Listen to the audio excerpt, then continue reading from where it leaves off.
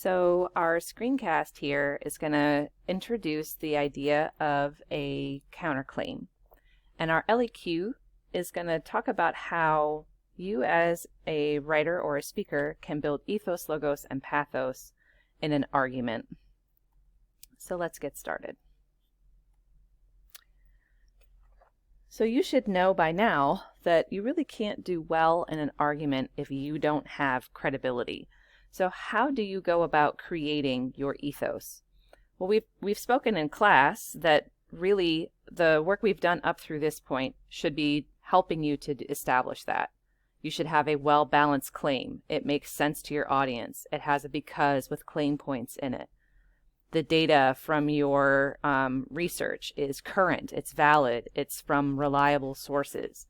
Your data is well balanced, so all those claim points that you have also have equal amounts of valid, current, and reliable data to support them. All of those things are going to build your credibility about your topic, about your subject. But there are two other things that actually can help create your ethos and additionally build your base for your argument. And that lies with your reasoning and your counterclaim. So let's take a second and talk about how reasoning can create logos and pathos, and then what a counterclaim is and how it can build your credibility. So your reasoning creates logos and pathos because of how you explain your evidence. So logos is logic.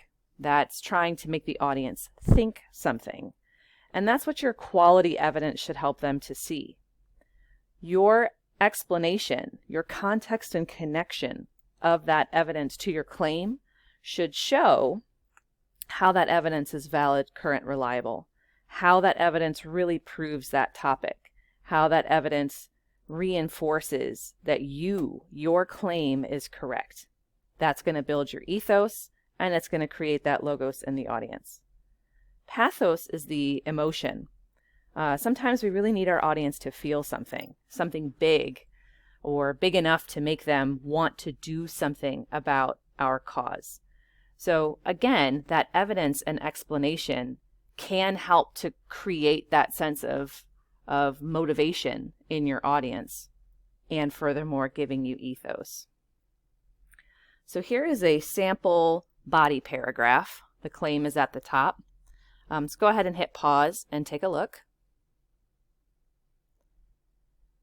And although there are certainly things about this paragraph that can be improved, the basic function of the paragraph builds ethos. So here's the claim topic. It matches what was stated in the claim. It's a topic sentence. It's clear. We have the context explaining some elements of this evidence here. The evidence is from the source that provides the meat to Five Guys. That makes it credible, it makes it valid, it makes it reliable. This reasoning is an attempt to explain what some of these definitions, these terms mean, and how that creates quality in the food. So again, there are things that can always be improved, but this paragraph is an attempt to show you how you can build that logic.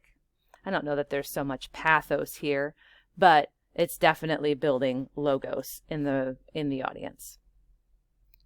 So let's talk about counterclaim. And isn't that something I shouldn't talk about? Why would I want to talk about the other side of the argument? Why is that going to make me look better? So let's start with just the base. What's the definition? So in short, the counterclaim is the other side. It's the opposition to what it is you're arguing. So the point of a counterclaim paragraph is to expose that other side to the reader and then explain why it's weaker, explain why it's incorrect, explain why it's invalid. So there are parts to a counterclaim. The basic structure of that paragraph has these four pieces: the acknowledgement of the other side, that's more of like a topic sentence, the refutation or rebuttal, the support of that refutation or rebuttal, and then the conclusion of why the opposing side is not a problem.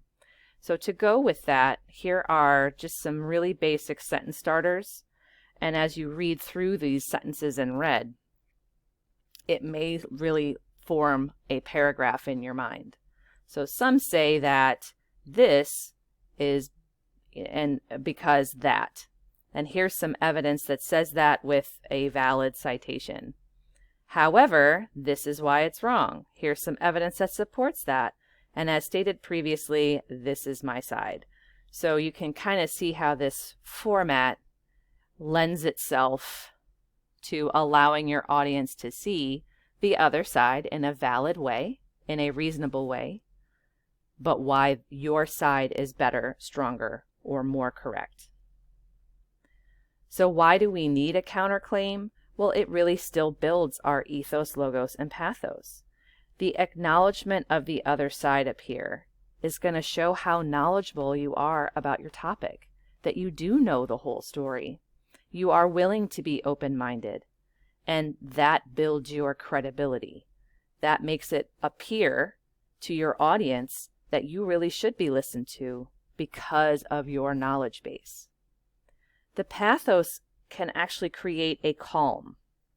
So acknowledging the other side, proving it to be small, not a big deal, not as important as your side, can help people to really understand the whole picture and not be upset. Because sometimes in an argument, tensions can rise. And here on the logo side, the refute, showing that you already know the other side and it's not as good, makes your side even stronger. So how do I figure this out? How do I know what my counterclaim should be? Well, here are two easy sort of approaches. You could find the nope. So you have your claim points. You have that list of why all of your why your side is the best, why your thing is the best, why your side is right. You could start by picking one thing that you think people will most strongly disagree with, the thing that's going to make them go, nope, you're wrong. And then you want to find some evidence that's going to show either why that side would think that way or why your side shows that it's correct. You may have done this during your data swim. So once you have identified that thing that you think is the strongest nope, you want to find the no problem. Once you know the things that are going to make them say nope, you want to figure out how to make it look like it's not a big deal. That is called the refute or the rebuttal. So this is their side. This is why they think this way. But let me tell you why that's not a big deal. Let me tell you why that's incorrect. Let me show you why my side is better, stronger, or more correct. So at this point, you should go into our Schoology page and begin your work here, looking at your claim reasons, finding the nope, and finding the no problem. The chart format should help you to work your way through that process.